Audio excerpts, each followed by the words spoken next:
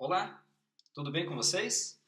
Eu sou o professor Cláudio Marcelo e dando sequência ao nosso conjunto de aulas que estamos disponibilizando através do YouTube, hoje nós falaremos sobre contas contábeis, né? Este assunto é particularmente importante porque uma etapa seguinte dos nossos estudos será direcionado a algo que para muitas pessoas às vezes é um pouquinho complexo, que é efetivamente fazer o registro contábil através de uma técnica, ou melhor dizendo, de um estudo que foi feito denominado de método das partidas dobradas, que tantas pessoas acabam ficando um pouquinho receosas na aplicabilidade do método. Então, o propósito dessa aula é como se fosse uma aula de nivelamento para que na sequência possamos avançar ao método das partidas dobradas. Então, trataremos hoje sobre contas contábeis. A definição de conta contábil seria como um registro técnico, né? Como registrarmos através da contabilidade aquelas decisões que são tomadas pela gestão de uma determinada entidade. Não existe forma de registro contábil sem que tenhamos as contas para poder fazer este registro. E percebam que os registros contábeis eles formam uma série de relatórios. Basicamente, nós temos 6 grandes relatórios contábeis que são feitos através dos registros, né? Nós temos um deles, que inclusive nós já estudamos com um pouquinho mais de profundidade, que é o balanço patrimonial. Um outro relatório seria a demonstração do resultado do exercício. Um outro, a DFC, que é a demonstração dos fluxos de caixa. Temos ainda a DMPL, que é a demonstração das mutações do patrimônio líquido. Alternativamente, né, pelo menos para aquelas, não digo alternativamente, mas desde que seja exigido no país, tem a DVA, que é a demonstração do valor adicionado, e se a empresa não elaborar a DMPL, ela terá que, no mínimo, fazer a DLPA, que é a demonstração dos lucros e dos prejuízos acumulados. Todas estas demonstrações têm por base registros que foram feitos em duas grandes delas, né? As mais conhecidas, talvez, de todos, que é o BP, Balanço Patrimonial, e a DR, que é a demonstração do resultado. E a nossa aula de hoje, então, ela será muito importante para nós podermos definir, né, quais são as contas do balanço e quais são as contas da DR. E ela é uma etapa anterior ao método das partidas dobradas, né? Que seria como aplicar efetivamente o registro contábil. E este método das partidas dobradas, às vezes, causa muitos temores para aquelas pessoas iniciantes em contabilidade, por não conseguem compreender muito rapidamente o método das partidas dobradas. Então, conhecendo um pouquinho mais sobre as contas, talvez auxilie lá na frente a aplicabilidade do método. Pois bem, então todas as vezes que nós falarmos de contas patrimoniais, devemos associar que as contas patrimoniais são contas do BP, ou seja, são contas do balanço patrimonial. E quando nós falamos de contas do balanço, elas se dividem em três. Ou serão contas de ativos, ou de passivos, ou de PL, que é o patrimônio líquido. Só resgatando um pouquinho os conceitos, os ativos são os recursos controlados pela entidade e que ela espera benefícios econômicos futuros. Qualquer tipo de recurso, seja dinheiro, seja direitos que a entidade tem sobre determinados itens, esses são os ativos, né? Sejam bens, tudo isso são ativos. Quando uma entidade tem dívidas, esses são os passivos, né? As dívidas ou as obrigações são os passivos que a entidade tenha. E o patrimônio líquido ele é composto basicamente pelo recurso inicial que os sócios colocaram à disposição da empresa ou da entidade e pelos lucros ou prejuízos, ou no linguajar de entidades sem fins lucrativos, déficit no caso de ter prejuízo ou superávit no caso de ter lucro, que também vão para o patrimônio líquido, só que estes itens eles saem da demonstração do resultado. Então há uma relação necessária entre balanço e DR. Eles são intimamente ligados, né? Então, a título de contas patrimoniais, todas as vezes que falarmos que uma conta está representando um patrimônio, ela é uma conta do balanço, né? Então não podemos ter dúvidas em relação a isso. A formação do patrimônio das entidades, ela é representativa através de contas patrimoniais. Já para eu saber, né, do ponto de vista de contabilidade, se uma empresa ela tem lucro ou prejuízo, ou superávit, ou déficit, necessitará de outro conjunto de contas, que são as contas do resultado. E assim como as contas do balanço, que se dividem em 3 grandes grupos, as contas do resultado, da mesma forma, nós temos 3 grandes grupos. Ou serão contas que estarão representadas em um grupo chamado de receitas, ou um grupo denominado de custos, ou um grupo denominado de despesas. Sendo que para a formação do resultado, quanto maior as receitas forem em relação aos custos e despesas, trará lucro, né? E os proprietários, os gestores, ficarão extremamente satisfeitos. Ao passo que se as receitas forem menores do que os custos e as despesas, trará algo desagradável que é denominado contabilmente de prejuízo, né? Reforçando isso para entidades com fins lucrativos.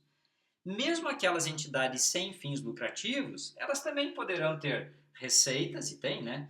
Custos e despesas, só que quando as receitas forem maiores do que os custos e despesas, para estas entidades sem fins lucrativos, ela terá superávit ao invés de lucro. E quando as receitas forem menores do que custos e despesas, para essas entidades, ao invés de prejuízo, elas terão déficit. Mas percebam a importância da DR, né? Que eu sempre brinco com os meus alunos. Não é aquela DR que é a discussão do relacionamento entre os casais. Mas eu digo, também não deixa de ser uma discussão, né? É uma discussão necessária que em algum momento as entidades devem fazer entre as receitas, os custos e as despesas, esperando que nessa discussão as receitas elas sempre se sobrepõem em relação aos custos e às despesas, porque daí a entidade seria uma entidade próspera, né? Seja na forma de lucro ou na forma de superávit. Então, para que haja uma ambientação inicial para vocês que estão assistindo aos vídeos, né? Eu diria que sem uma grande chance de errar, né? A forma com que a receita ela é contabilizada, ou pelo menos do ponto de vista de contabilidade, como que ela se forma, tem uma maneira, né? Algumas pessoas, principalmente quem é iniciante em contabilidade ou quem não é da área, acredita que a receita ela só ocorre quando uma empresa recebe. E não é verdade.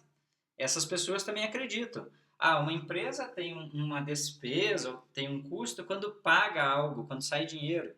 Não é assim que funciona em contabilidade, né? A contabilidade ela tem algumas regras próprias, né? Todas as vezes, então, que há o recebimento e gera receita, ou o pagamento e gera uma despesa, isso é chamado de regime de caixa, que é o regime efetivo de recebimentos e desembolsos de dinheiro. Na contabilidade, há um outro regime que nós adotamos, que chama-se regime de competência, que as receitas elas são geradas no momento que acontecem, independente do recebimento, e as despesas e custos também devem ser registrados independentemente de pagamentos. Então vamos lá, para ficar um pouquinho mais claro, né? Normalmente, as entidades, pelo menos aquelas com fins lucrativos, elas terão receitas quando elas venderem e entregarem algo, né? Seja um produto, seja uma mercadoria ou seja a prestação de um serviço. Então, houve a geração da receita, muito provavelmente na emissão da nota fiscal e na entrega daquele determinado item.